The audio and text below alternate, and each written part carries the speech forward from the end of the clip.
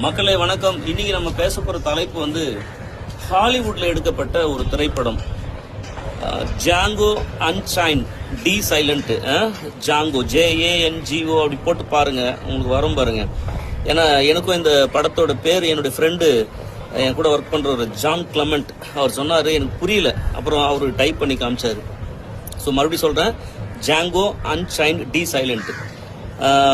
இந்த படத்துல என்ன ஸ்பெஷல் அப்படின்னு பார்த்தா, இதுல காலா, கபாலி, வேற என்ன தங்கலான், இது போன்ற திரைப்படங்கள்ல இருக்கக்கூடிய ஒரு சில காட்சிகள் எல்லாமே நீங்க ரொம்ப அற்புதமான ஒரு முழுநீள படமா ஜாங்கோ அன்சைன்ட் நீங்க பார்க்கலாம். நிறவாதத்திற்கு எதிராக இல்ல, அந்த கருப்பர்கள் தாழ்வானவர்கள், வெள்ளையர்கள் வந்து உயர்வானவர்கள்ன்ற அந்த கருத்தெல்லாம் ஒரு பெரிய கடப்பாறை கொண்டு உடைத்து தள்ளும் விதமான ஒரு அற்புதமான படம். இந்த படத்தினுடைய டைரக்டர் பேர் கூட என் வாயில டொராண்டோன்றாங்க, எனக்கு வரல. நீங்க அதை தேடி பாருங்க. பெயர் முக்கியம் இல்லை, அவங்க சொல்ல வந்த அந்த கதை தான் ரொம்ப முக்கியமானது.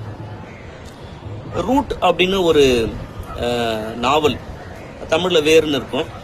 வெற்றிமாறன் போன்ற இயக்குநர்களுக்கெல்லாம் ரொம்ப பிடித்தமான ஒரு நாவல். அந்த நாவலில் என்ன பேசியிருக்காங்க அப்படின்னு சொன்னால், ஒரு 7 தலைமுறைகளாக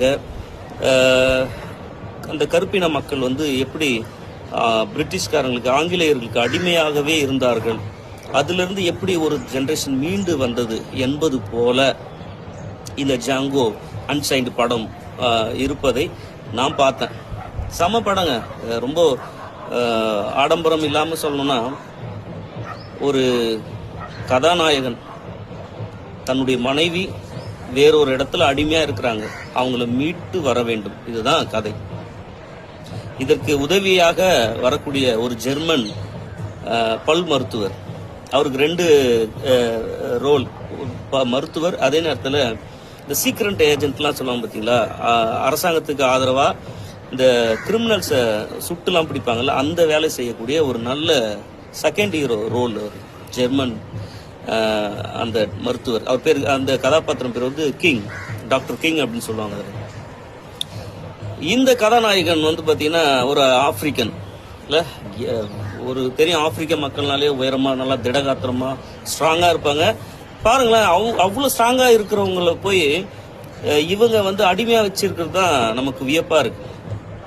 இதுல அந்த வில்லன் ஒரு விஷயத்த பேசுவார்.